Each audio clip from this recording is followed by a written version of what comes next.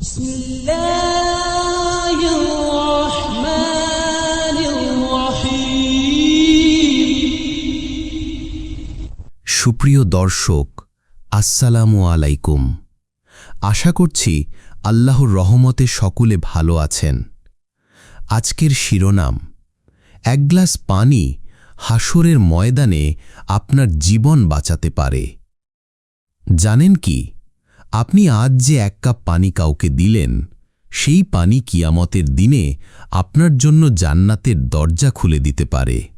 হ্যাঁ, ছোট একটা কাজ, কিন্তু ফলাফল অবিশ্বাস্য।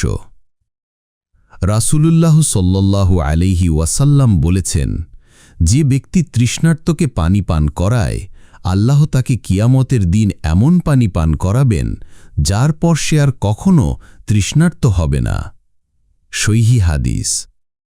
একবার এক সাহাবী রাসূল সাল্লাল্লাহু আলাইহি ওয়াসাল্লামের কাছে এসে বললেন, ইয়া রাসূল আল্লাহ, আমার কাছে বেশি কিছু নেই, আমি কিভাবে সৎকা করব? তিনি বললেন, এক গ্লাস পানি দিয়েও সৎকা করা যায়।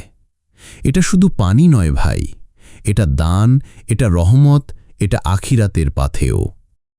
আজ আপনি হয়তো পথের ধারে এক গরিব মানুষকে পানি দিলেন, কেউ দেখল না, কিন্তু আল্লাহ দেখলেন।